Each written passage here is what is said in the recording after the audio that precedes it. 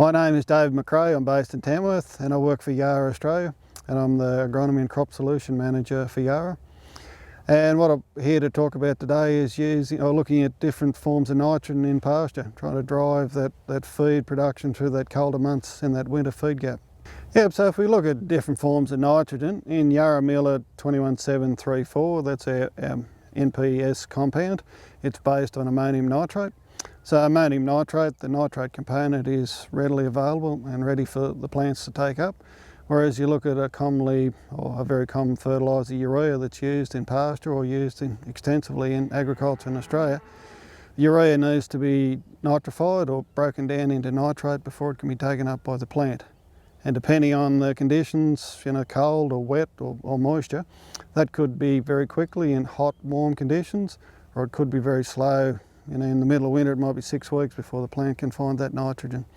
So if you want to produce, boost crop growth or boost pasture growth quickly with nitrogen, nitrate is the way to go. So to get nitrogen into the plant, you need to be in the soil solution. So as soon as we get moisture available, whether that's irrigation or rainfall, that nitrogen is moved into the soil with the water, and nitrate is available straight away. Whereas in the case with urea nitrogen, it's got to move into the soil. You got a urea, it's got to break it down to nitrate before it becomes plant available. As I said before, that could be up in cold conditions, could be up to 6 weeks.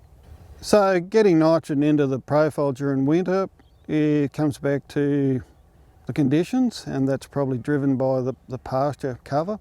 So if you've got a good cover of dense pasture, say like ryegrass, you've got your own sort of microclimate happening there, and if you've got a fertiliser source that's very hygroscopic, so meaning being able to absorb moisture, it's going to break down quite quickly and move into the soil solution on top of the soil. And if that plants like ryegrass have got a surface feeding roots, you can pick up nitrogen very effectively with minimal amounts of moisture. So a key component of Yara Miller compound fertilisers is its product quality. So whether it's a prill or a granule, the products have got very little dust, and their specific their bulk density is a lot higher than a product like urea. So Yara Miller 21773 has got a bulk density of say 1.1, whereas you're comparing to a urea product could be either 700 or 700 or 800, so that's kilograms per litre.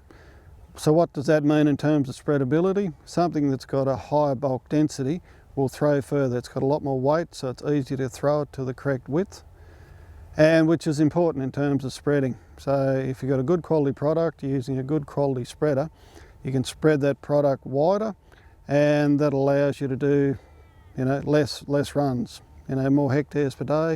It's going to cost the grower, either cost him less if he's paying for a contractor, or he spends less time doing it.